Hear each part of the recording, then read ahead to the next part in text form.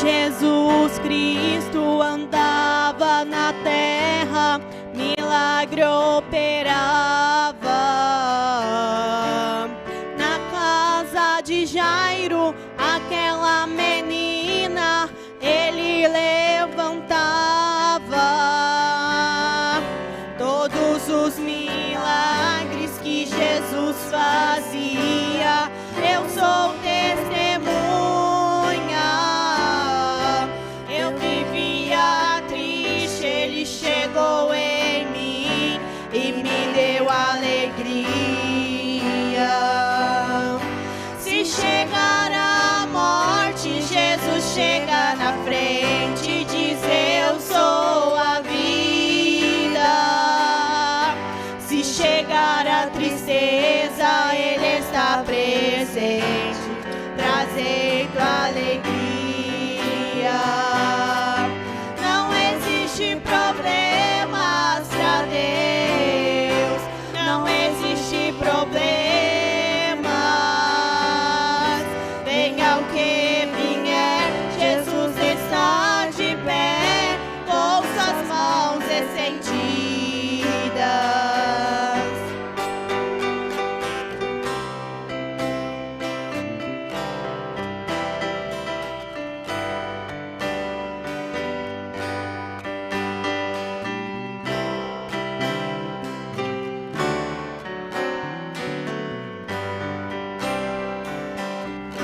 É maravilhoso quando estou lembrando que Jesus fazia. Por onde passava, o mudo falava e o cego via. Jesus estava passando e o cego Bartimeu, gritando, pedia. Jesus Cristo orou e no mesmo momento viu a luz do dia. Se chegar a morte, Jesus chega na frente e diz: eu sou a vida. Se chegar a tristeza, ele está presente, trazendo alegria. Não existe problemas pra Deus, não existe problemas. Venha o que vier, Jesus está de pé, com suas mãos estendidas. Se chegar a morte, Jesus chega na frente e diz: eu sou a vida. Se chegar a tristeza, ele está presente, trazendo alegria. Não existe problemas pra Deus, não existe problemas. Venha o que vier, Jesus está de pé, com suas mãos estendidas. Venha o que vier, Jesus está de pé, com suas mãos estendidas.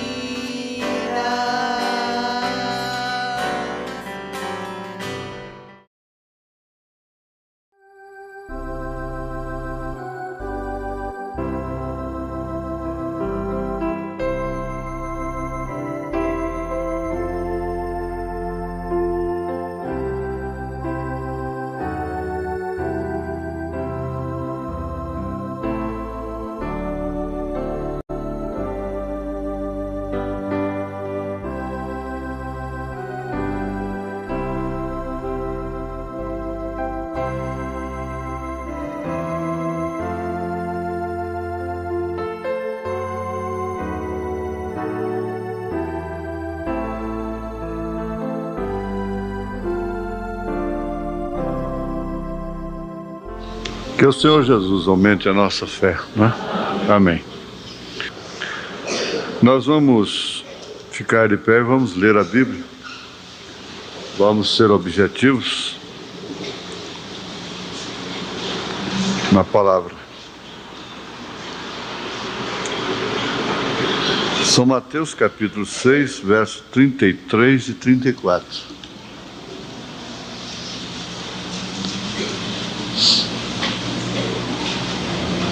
Buscai primeiro o reino de Deus e a sua justiça, e todas estas coisas serão acrescentadas. Não vos inquieteis, pois, pelo dia de amanhã, porque o dia de amanhã cuidará de si mesmo. Basta cada dia o seu mal. Te damos graças, ó Pai, por podermos orar, louvar, ofertar ao Senhor, estarmos aqui mais uma vez.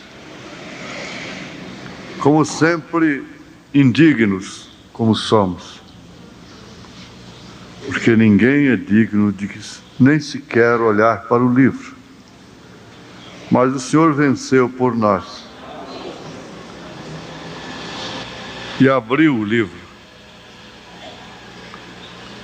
E agora, Senhor, morre é quem não olhar para o livro. Agora é diferente.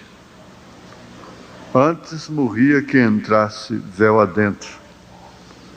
Agora quem não entrar é que morre. Por isso, ó Deus, nós te suplicamos que nos mantenha sob os olhares do Senhor, sob a presença do Senhor, através do sangue de Jesus Cristo. Porque essa também é a causa pela qual nós não somos consumidos.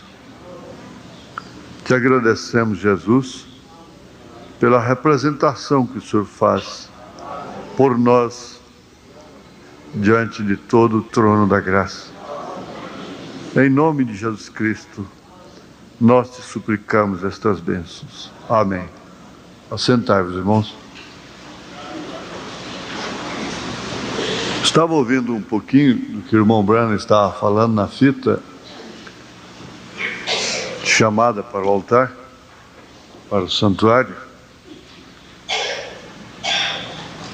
E ele disse assim que ele não podia fazer nada por ninguém, a menos que tivesse um sentimento por aquela pessoa, pelo doente. E ele disse mesmo, ele estava tão sensível, veja, estava tão sensível, ele disse que ele ficava abatido de ver o povo no calor, para ouvi-lo. O calor estava demais. Lá do leste, aquele calor pegajoso, pesado, e as pessoas vão de longe, muito longe, para ouvi-lo. Então ele disse que aquilo o deixava assim um tanto abatido de ver o povo sofrer tanto para poder ouvi-lo. E por isso ele tinha aquele sentimento tão especial pelo povo, pelas pessoas. Agora, isso não acabou. Aquele sentimento dele pelas pessoas não acabou. Porque a sua morte não pôs fim ao seu ministério. A morte de Jesus não pôs fim ao ministério de Jesus Cristo. A morte dos apóstolos também, tão pouco, né? E assim, até chegar em nós.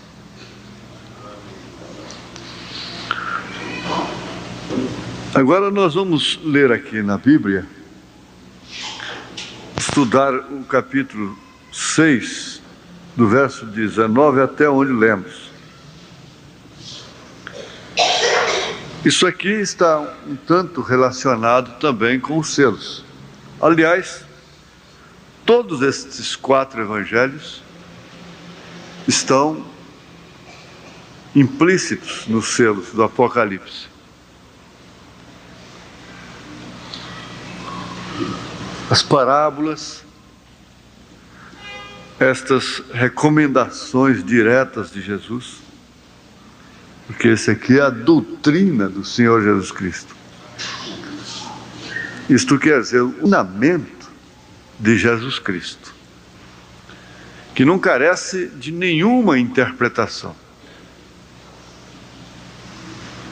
Jesus, naturalmente, é claro, muito mais do que eu, de qualquer pregador, mesmo do que o irmão Branham, com todo o sentimento que ele tinha, e toda a evidência do próprio Cristo nele, sabia e sabe o quanto seria difícil manter-se aqui nessa vida de uma maneira digna, e especialmente nesses dias. Nós temos intérpretes, existem intérpretes aos montões da Bíblia hoje, que interpretam a Bíblia de uma forma moderna, para as pessoas modernas, sem quebrar, contudo, a sua modernidade, não é? Mas Jesus não falou somente para aqueles. Há eventos que, na verdade, foram para pessoas que já ficaram no passado, para eras do passado.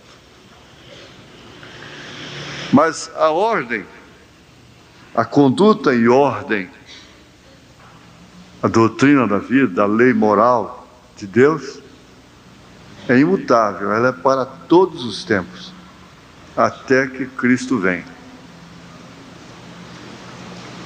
Como nos ensina o profeta, se você vai construir uma arca agora, isso não teria nenhum sentido.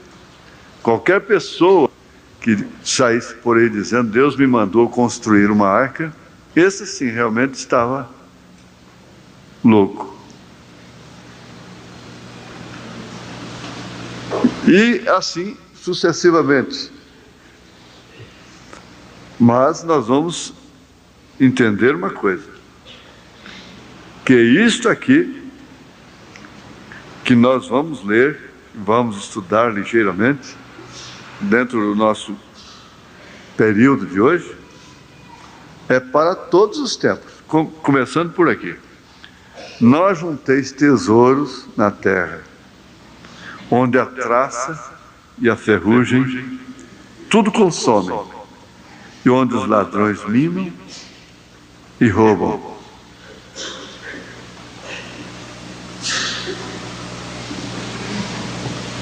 É meio custoso, né? Pensar assim. Mas ajuntai tesouros no céu, onde nem a traça, nem a ferrugem consomem, e onde os ladrões não minam nem roubam. Não pode andar. Nós temos escritura que condena o homem preguiçoso, desordenado, de tal forma que você não deve nem saudá-lo. Porque normalmente o desordenado, o preguiçoso, apanha essas escrituras a seu favor para nutrir, alimentar a sua desordem, a sua falta de responsabilidade, a sua preguiça. Nós sabemos que não são todos, naturalmente, cabeça para engrenarem, ordenarem suas vidas de forma que possam progredir. Progredir de tal forma que fiquem ricos. Não são todos.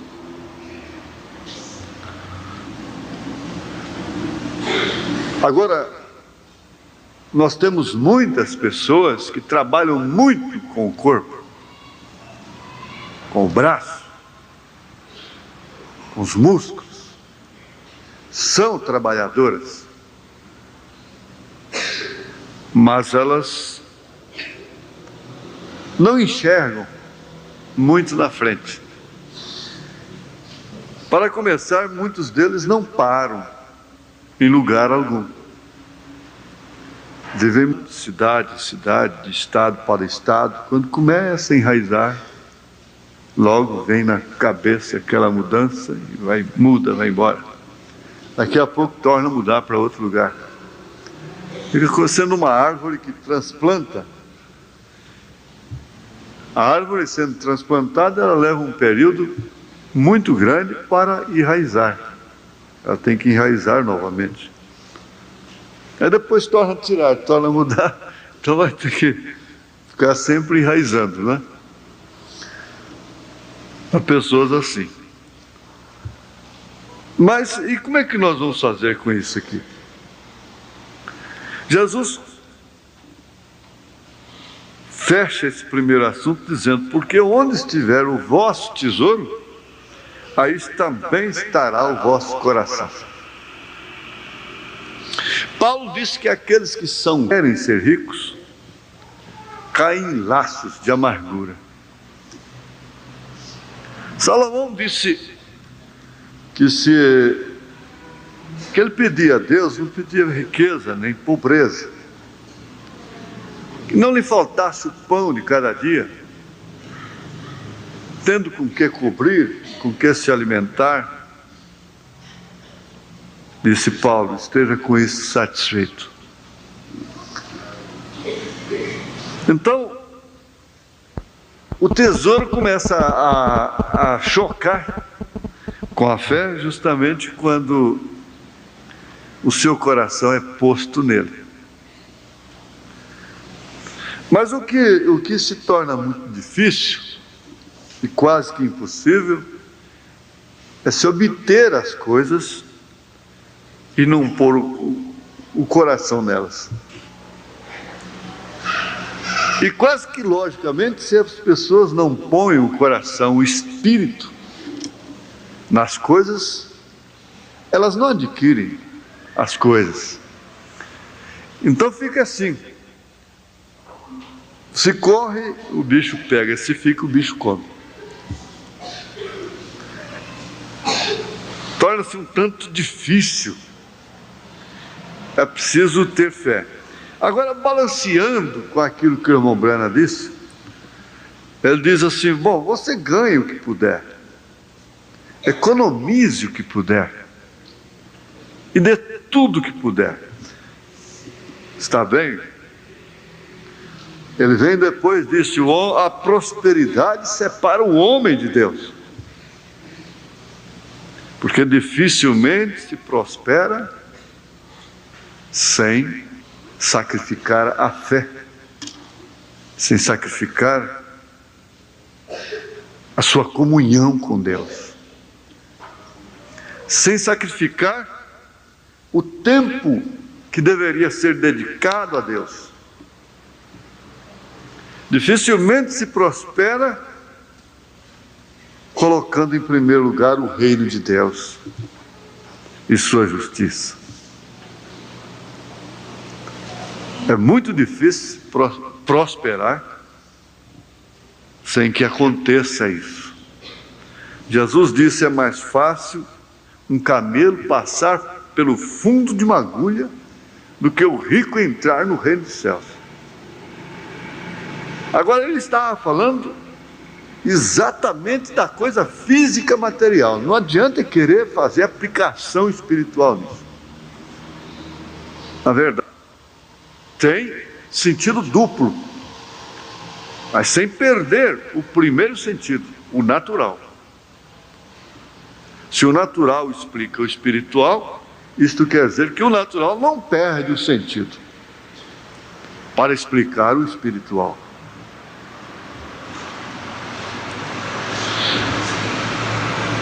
Aqui no quarto selo, parágrafo 2, uma oraçãozinha que o irmão Brana está fazendo no início do selo, da abertura, da reunião, Ele diz: nosso Pai Celestial, de novo nesta noite vimos ante Ti, no nome de Jesus Cristo, para dar-te ações, isto quer dizer, dar-te graças por este dia, e estamos pedindo agora Tuas bênçãos sobre este culto.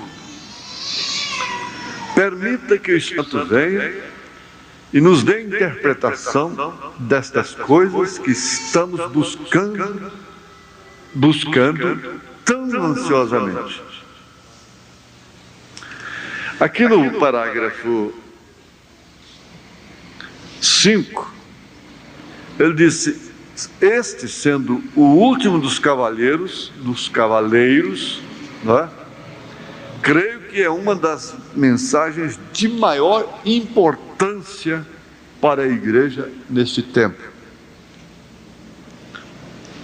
Isso tem muito a ver com o assunto aqui de Mateus 6, que nós estamos considerando, ponderando. Quer dizer, veja só, buscando ansiosamente. É claro que nós não vamos poder estar buscando ansiosamente uma coisa que recebemos, porque nós recebemos a mensagem, nós cremos na abertura dos selos, nós fomos revelados, nós somos pessoas reveladas.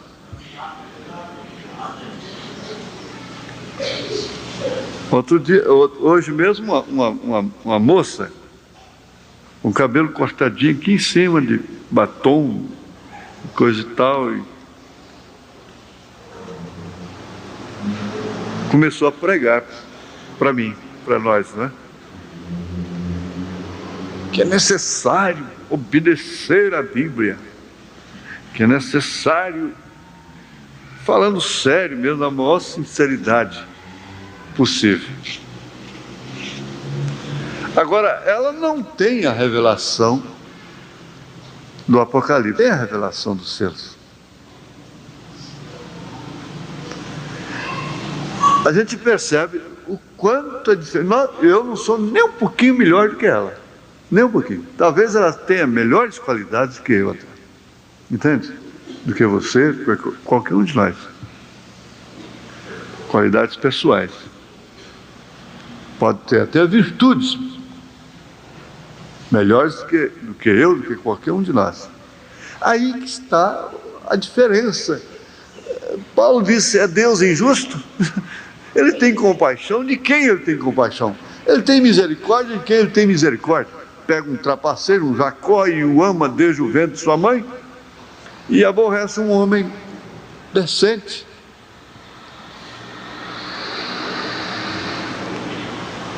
Você vai censurar a Deus? Quantas pessoas melhores do que você conhece? Porque nós temos autocrítica. Essa pessoa não crê na mensagem, tem mais qualidades do que eu, e eu creio na mensagem. Por que essa pessoa não crê? Por que a minha mãe não creu? Por que meu pai não creu? Por que o reverendo fulano de tal, como eu mesmo, perguntei, por que isso não veio para ele?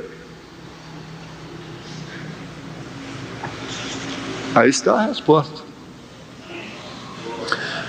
Existe um nexo, quer dizer, uma relação muito grande desse material aqui com o espiritual, é claro. Jesus valorizou tanto a alma que ele chegou a dizer: o que aproveita o homem ganhar o mundo todo. Agora há pouco, essa semana passada, um homem nos Estados Unidos ganhou um prêmio de, parece que dá 7 trilhões de cruzeiros. Um negócio assim, uma coisa fora do comum. Mas 7 trilhões de cruzeiros ainda não é o mundo, não é a fagulha do mundo, né? Se ele ganhasse o mundo todo, não apenas 7 trilhões de cruzeiros, 7 trilhões de cruzeiros, a gente, só de juros você podia comprar avião e jogar avião no mato e queimar, e comprar fazenda e dar fazenda e jogar dinheiro fora, né? Mas espera aí, isso ainda é uma faísquinha, é um grãozinho em relação ao mundo todo. Agora Jesus vem e disse: o que aproveita o homem ganhar o mundo todo? Não é isso, esse grande prêmio da cena, não. E vem perder a sua alma. Ele ganha o mundo todo. Quantos deles eu conheço que, tendo tudo nas mãos, um deles ia para o Araguaia de avião. O que ele bem fez, aproveitou o quanto pôde. Mas por fim ficou não sei quantos anos que não podia nem citar o seu nome, não citavam mais, guardado num quarto, numa cama, até que morreu. Quer dizer que a alma se perde? Se perde, sim. Porque não tem remédio para ela depois que morre. Não há outro recurso, não há outro processo, não há outro meio. Por isso que Jesus fechou a coisa. O que aproveita o homem ganhar o mundo todo, se vier a perder a sua alma.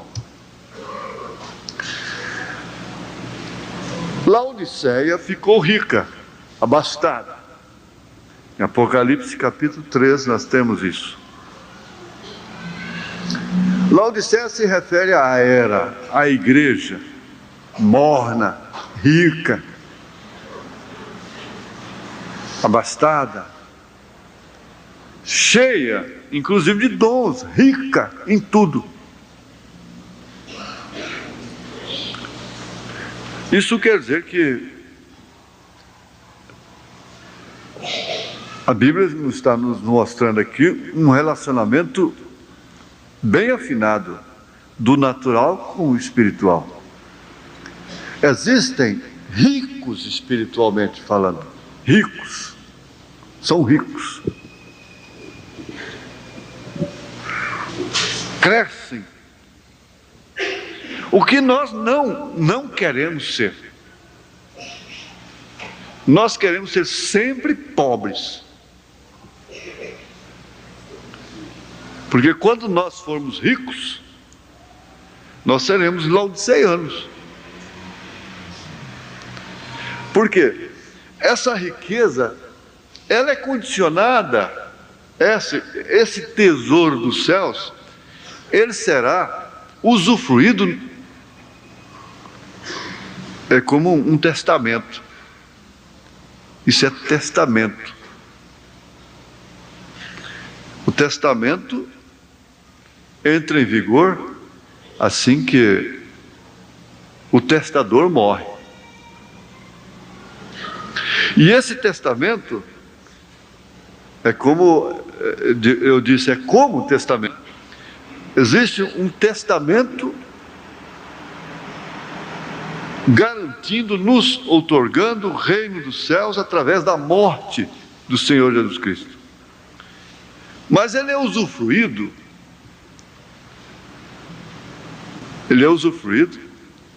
não na dimensão que morre, que acaba, que envelhece, que adoece.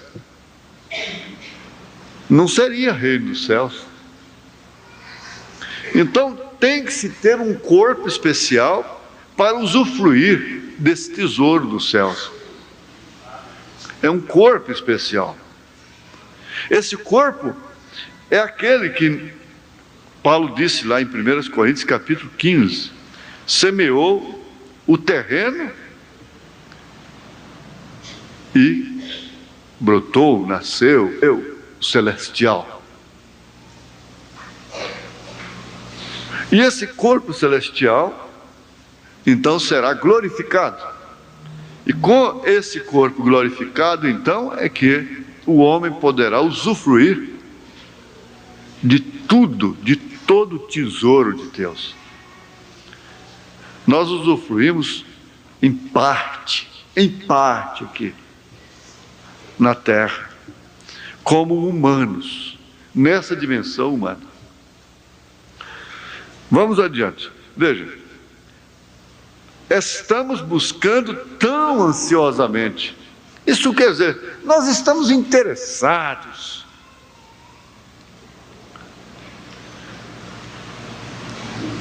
Ele diz aqui, este sendo o último dos 4 cavaleiros, creio que é uma das mensagens de maior importância para a igreja neste tempo. Ora, ela é de maior importância para quem? Somente para aqueles que creram nela. Ela tem um valor imprescindível e que ninguém deve desprezar. Quer dizer, você que foi revelado nunca deve esquecer, nunca deve se esquecer de que você tem realmente uma coisa que o mundo todo não paga. Você tem uma coisa que é o penhor do tesouro dos céus.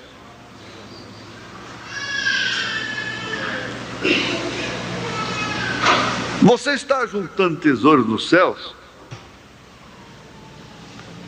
Quando Jesus diz, na casa de meu Pai há muitas moradas, e eu vou vos preparar lugar.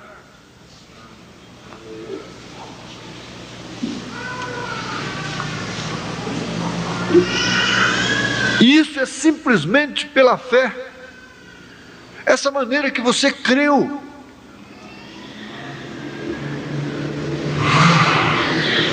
Porque onde estiver o vosso tesouro, aí também, ou aí estará também o vosso coração. Agora, quando isso é obtido, recebido, alcançado como tesouro, porque senão o tempo nunca dá. Se der, nós chegarmos lá em Jacó, na primogenitura dele, ele teve a primogenitura como penhor de tudo. E ele fez o que fez, mas conseguiu a primogenitura. Agora, Salomão pergunta, o que vale o preço na mão do tolo?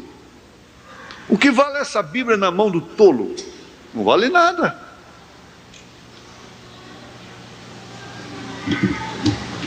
O que vale uma joia rara no focinho de um porco? Ele disse, não lancei as vossas pérolas aos porcos. Por quê? Você põe um anel de brilhante no focinho de um porco? Ele vai fuçar lama com ele? Ele não quer saber se aquilo é uma argola de arame, se é de brilhante, se é de ouro, se é de prata. Ele não quer saber disso. Às vezes nós queremos colocar a mensagem em todas as pessoas e elas pisam nela.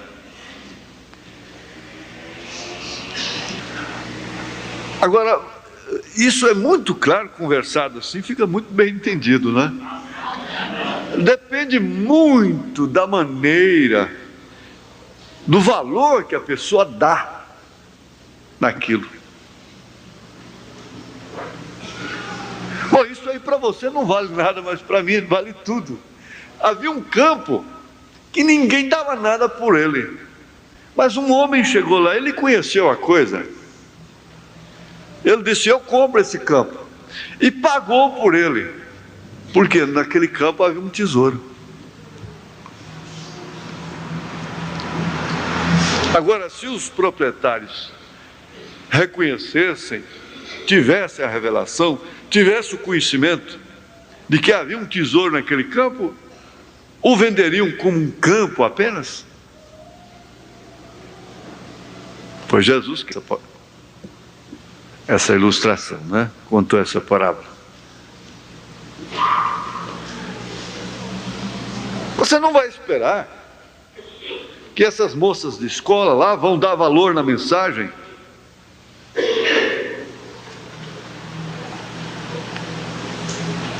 Como?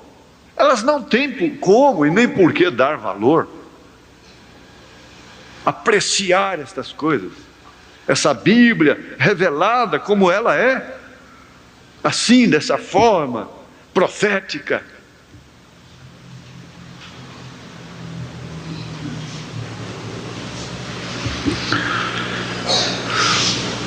Aqui ele disse: a candeia do corpo são os olhos. Os olhos. É a candeia do corpo. Através dos olhos se vê tudo. Tudo que interessa, tudo que não interessa. Então a questão vem que ele disse, de sorte que se os teus olhos forem bons, todo o teu corpo terá luz. Eles dizem assim: há pessoas que não podem ver uma horta, que a horta morre. Bota lá um chifre de vaca, lá uma caveira de vaca, uma ferradura, uma cabaça velha, uma coisa assim, e uma cruz de algodão e outra coisa, qualquer coisa assim. Por quê? Olha, eu não gosto de mostrar meu quintal para qualquer pessoa. Aquela vizinha lá tem um mau olhar. Eles têm olhos maus. Na verdade,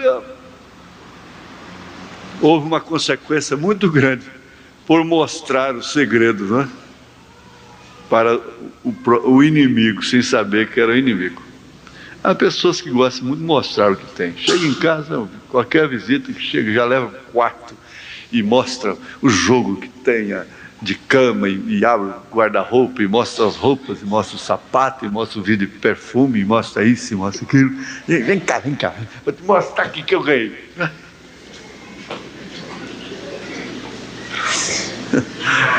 Às vezes tem um mal olhado, e aí?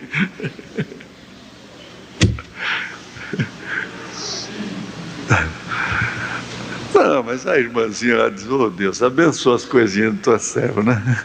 Abençoa Jesus. Mas é isso. Os olhos são olhos eleitos. Olha, veja, o olho mau, olha Atos 2,38, não vê nada não vê o batismo em nome do Senhor Jesus Cristo na Bíblia. Isso é olho mau. Falta luz, fica faltando luz para esse corpo. Tem uma aplicação espiritual, é isso que não pode falhar. Vê a Bíblia de fora a fora, a mulher lê a Bíblia e não vê. O homem lê a Bíblia e não vê. Que olhos maus. Olhos maus. O corpo se torna tenebroso.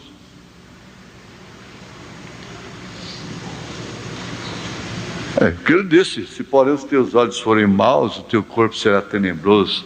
Isso não falando do olhar físico, né? Que não é só questão de olhar homem, olhar mulher. Porque ídolo não é só essa idolatria aí da Igreja Católica. O profeta diz: você faz até do seu carro um ídolo.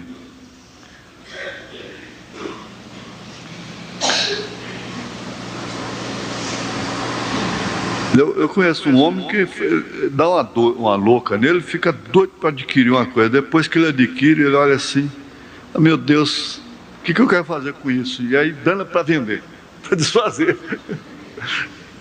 Aquela coisa assim.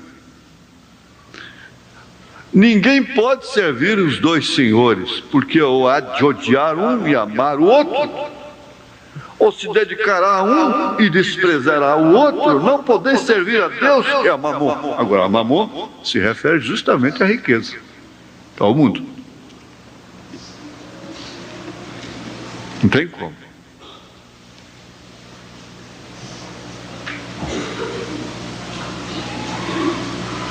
Por isso vos digo, veja como está relacionado. Por isso vos digo: não andeis cuidadosos quanto à vossa vida, pelo que haveis de comer, ou pelo que haveis de beber, nem quanto ao vosso corpo, pelo que haveis de vestir. Não é a vida mais do que o mantimento, e o corpo mais que o vestido? Por que andar ansiosos? Não Não pode deixar as coisas acontecerem naturalmente, sem sacrificar isto aqui. Buscar o reino de Deus em primeiro lugar. Primeiro, Deus. Segundo, família. Terceiro, você.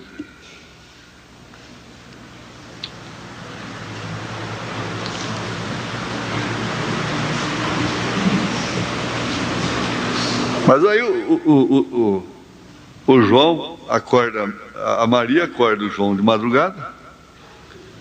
Acorda, João, vai trabalhar, João, saia, o vizinho saiu cedo, achou uma carteira cheia de dinheiro. Ele vira para o canto da cama. Ah, mulher, mais cedo achou quem perdeu, mais cedo levantou quem perdeu. Olhai para as aves do céu, mulher, que não semeiam, não trabalham, nem cegam, nem ajuntam em celeiros. A pobre já está gestante mais um. E vosso Pai Celestial alimenta mais um filho. Vamos fazer o culto da mexe, mulher. Olhai para as aves do céu, mulher. Não tendes vós muito mais valor do que elas?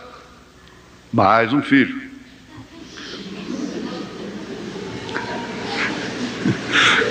Daqui a pouco tem 14. 14 é a conta do meu tio. Você lembra? Pai da Ana Maria, das irmãs Anazira, Nivalda. 14 é a conta dele. Junta com o Ioiô, com o Miguel. Isso que eu, de vez em quando, falo para as irmãs, é só 14, não deixa passar de 14 não, viu, Martins? Martins ficou... E qual de vós poderá, com todos os seus cuidados, acrescentar um côvado na sua estatura? Ó, Jesus, Luís XV, acrescentou, botou um sapato dessa altura.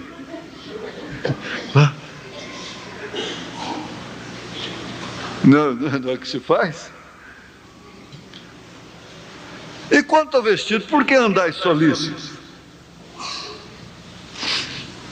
Irmãos, o tempo não dá, isso tudo aqui tem uma aplicação espiritual. Tem gente aí tão ansioso, tão solícito, por causa de mais mensagem nova, e tudo como se estivesse faltando tudo para eles. E às vezes dá passos até comprometedores. Tudo tem uma relação espiritual. A Bíblia é bonita. A Bíblia é um livro perfeito. Perfeito. Com razão, ela é uma espada de dois gumes.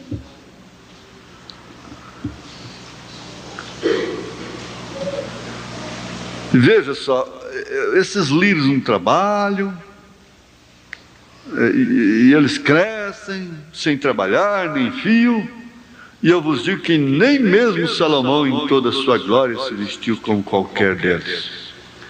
Pois se Deus assim veste a erva do campo, que hoje existe, e amanhã é lançada no forno, não vos vestirá muito mais a vós, homens de pouca fé?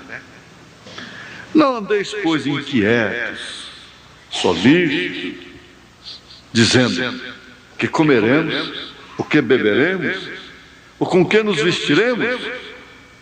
Porque todas estas coisas os gentios procuram. De certo que vosso Pai Celestial bem sabe que necessitais de todas estas coisas. Mas buscai primeiro o reino de Deus e a sua justiça, e todas estas coisas serão acrescentadas. Não vos inquieteis, pois, pelo dia de amanhã, porque o dia de amanhã cuidará de si mesmo. Basta cada dia o seu mal. Aí ele continua. Agora, isso aí não carece de interpretação. Eu sei que nenhum homem aqui, pai de família, entende que as Escrituras ele deve cruzar seus braços. Mas ele sabe realmente o que significa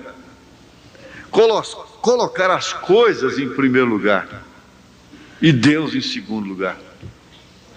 Quando muitas vezes a maneira de colocar Deus em primeiro lugar é trabalhando, é respondendo no posto de dever, é cumprindo com os seus compromissos.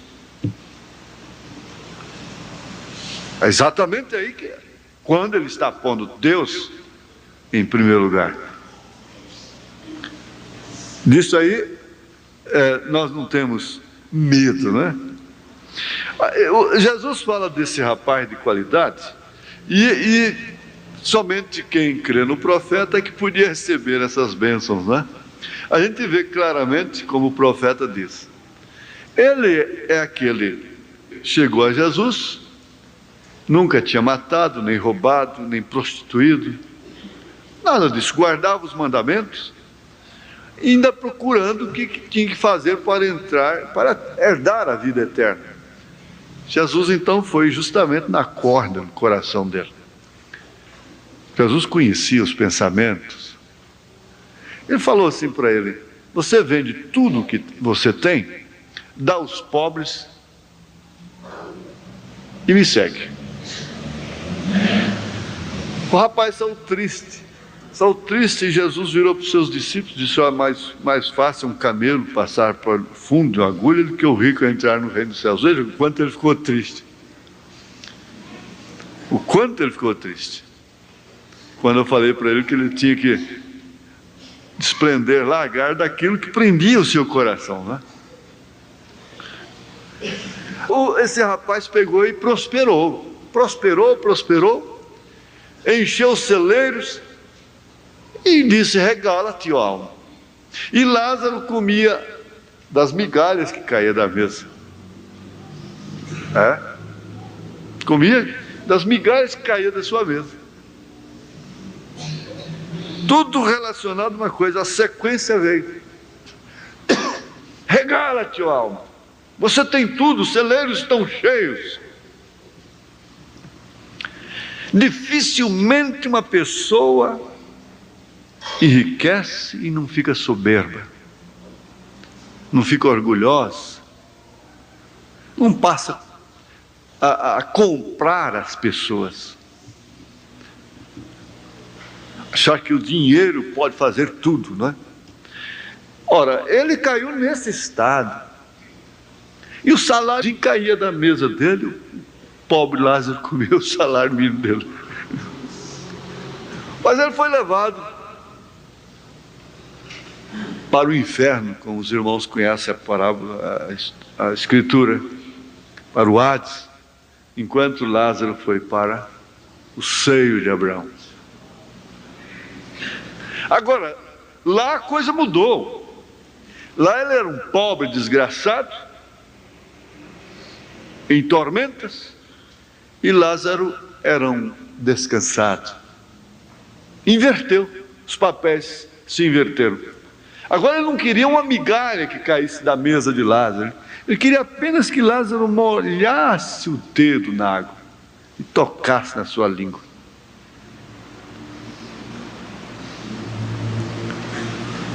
Veja como é que ficou tudo ao contrário. E o que realmente vai acontecer. Por isso não tem que os pobres ficarem lutando assim de uma maneira, vamos dizer, de uma maneira revoltada contra a sociedade, contra os ricos. Desde o princípio existem ricos e pobres. A Bíblia caminha com isso. Ninguém deve ser revoltado por ser pobre. Ninguém deve ser orgulhoso, avantajado por ser rico. Se você tem alguma coisa, Paulo disse, é como se não tivesse.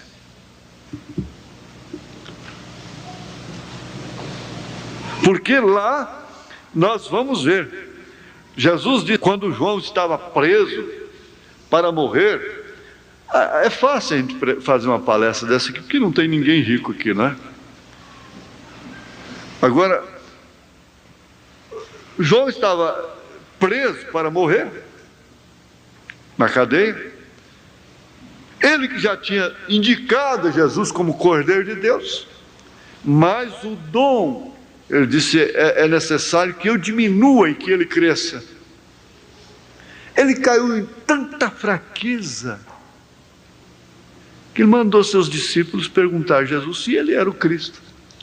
Ora, uns dias antes ele tinha apontado para ele: eis o Cordeiro de Deus que tira o pecado do mundo. Às vezes a gente prega uma coisa hoje, está na fita aí, e amanhã a gente está numa fraqueza, está num estado tão terrível que a gente assusta com aquilo que pregou. Agora João havia apontado para ele: eis o Cordeiro de Deus que tira o pecado do mundo. Daí a pouco: tu és o Cristo. Manda-me dizer se o senhor é realmente o Cristo. Tem dó de mim. Aí Jesus pega, faz uns milagres e coisa. Vai, diga para João que os cegos enxergam, os coxos andam, etc, etc. E o evangelho é anunciado aos pobres. E os próprios fariseus testificaram disso, dizendo: veja se no meio dele, lá na caravana dele, nesse povo dele, tem algum príncipe lá no meio deles.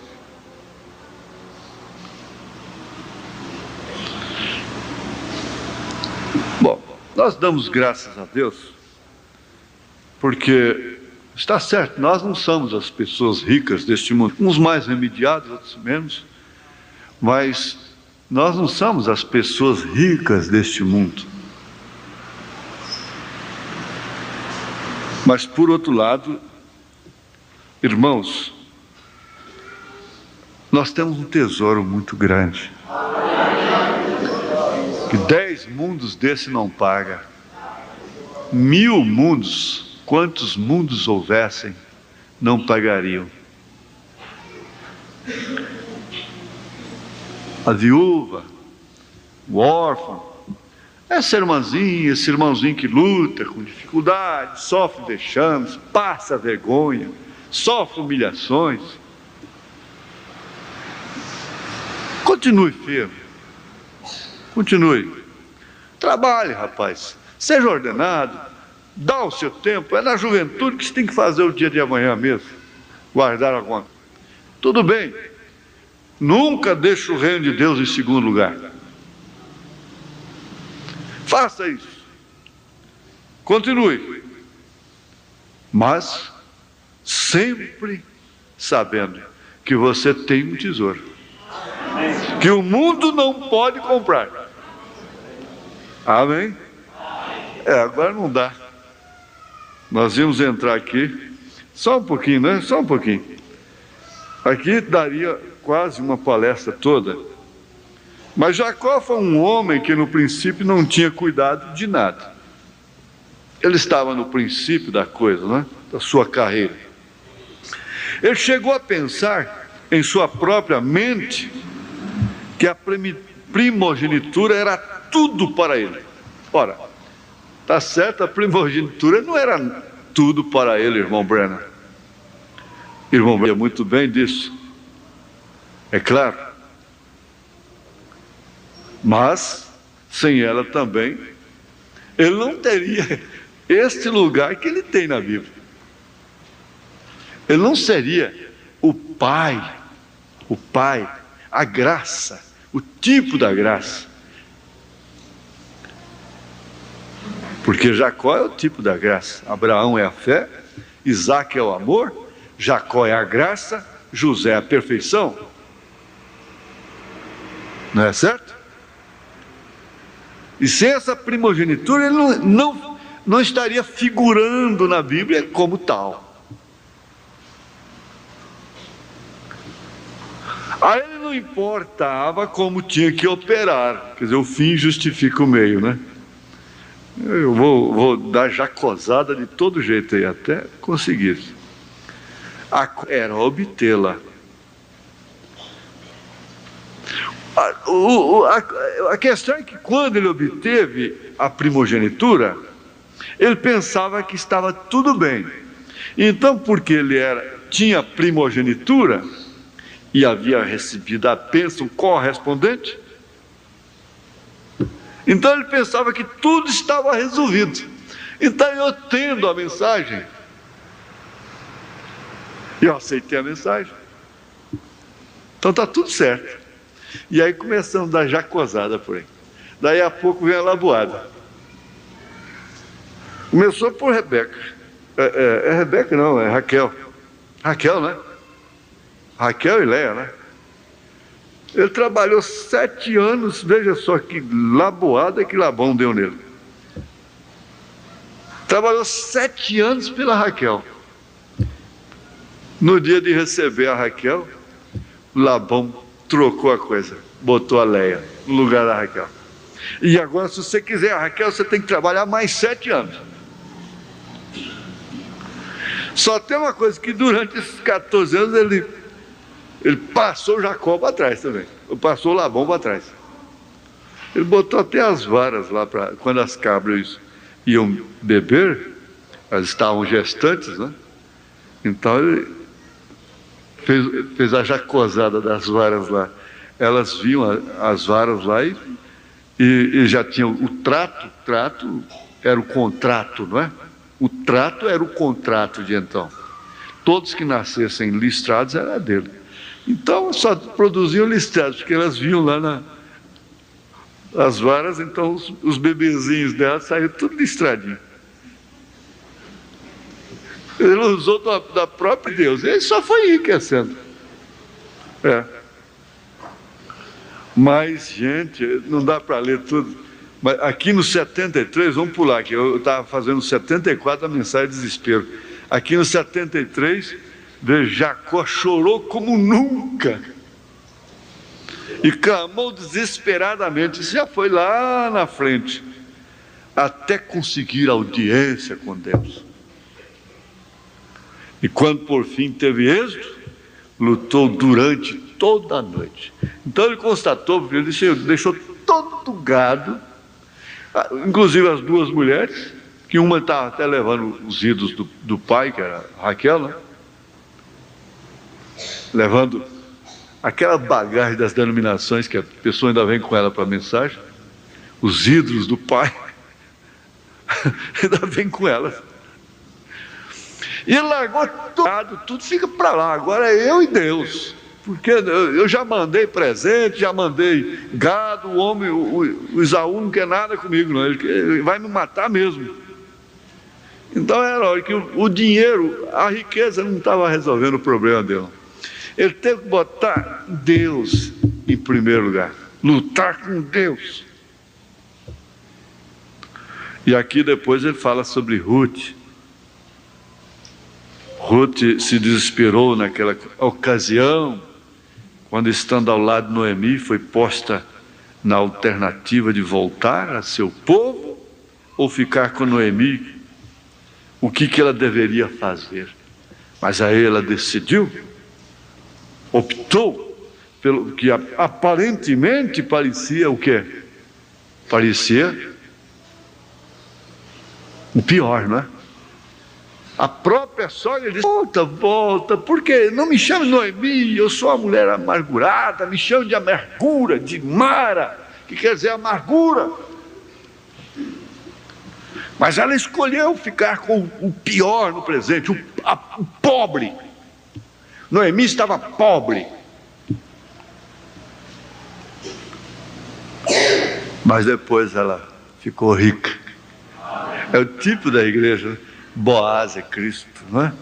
Seu Boaz. Bom, vamos ficar só aqui agora, só para terminar o Lucas 10, Lucas 10, 38. E aconteceu que, indo eles de caminho, entrou numa aldeia, e certa mulher, por nome Marta, o recebeu em sua casa. E tinha esta uma irmã chamada Maria, a qual, sentando-se também aos pés de Jesus, ouvia a sua palavra. Marta, porém, andava distraída de serviço, e aproximando-se disse: Senhor, não se te dá de que minha irmã me deixe servir só? Diz-lhe, pois, que me ajude. E respondendo Jesus disse: Marta, Marta, estás ansiosa e afadigada, para que isso? Com muitas coisas. Mas uma só é necessária, Marta. E Maria escolheu a boa parte, a qual não lhe será tirada. Agora, tá certo, Jesus, então eu vou fazer o seguinte: eu vou largar a cozinha e vou ficar nos pés do Senhor igual a Maria também, depois vamos ver o que nós vamos comer.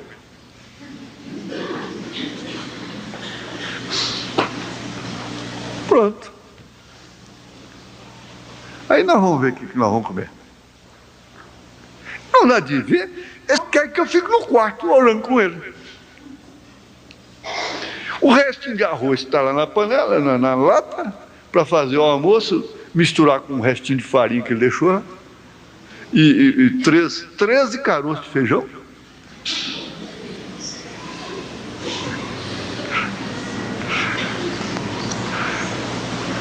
Irmãos, como eu disse, a Bíblia é gostosa, né? Assim, se a gente vai conversando sobre a Bíblia, a gente pode ter uma noite de vigília. Pode ter uma noite de vigília. Porque é tanta coisa que uma escritura chama a outra, não é, irmão Silvio? E aí então, a gente vai à noite. Vocês, muitos, a maioria, moram muito longe e tem que trabalhar amanhã cedo, né? Vamos ficar de pé. Glória a Deus. Aleluia.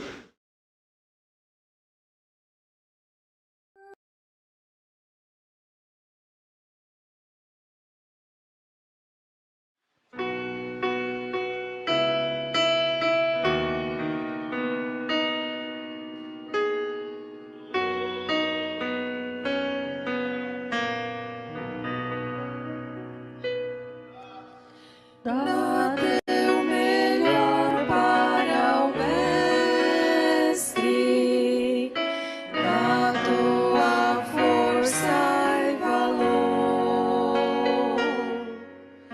põe o vigor de tua alma, as ordens do teu Senhor.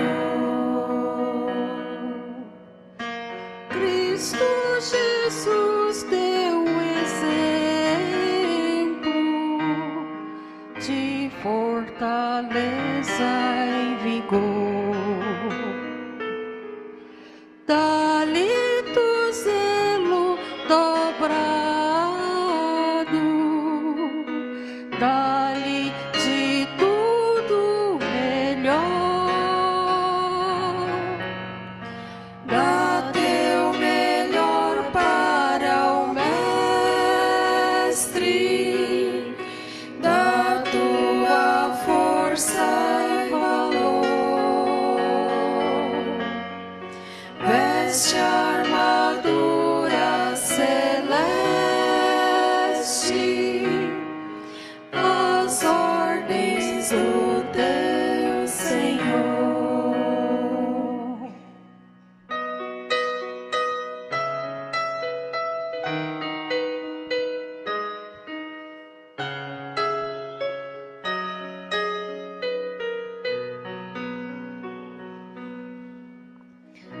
Dá teu melhor para o Mestre, abre-lhe teu coração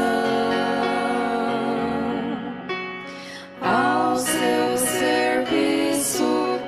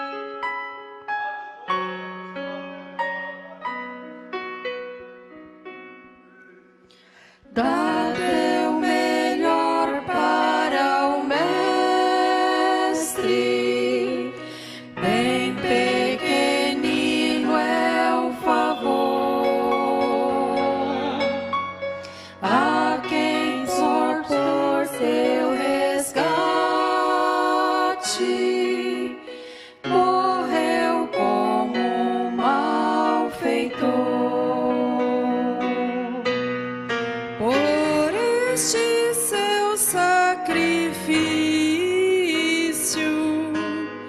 feito por ti, pecador. Faz-lhe teu culto sincero, dar-lhe-te tudo melhor.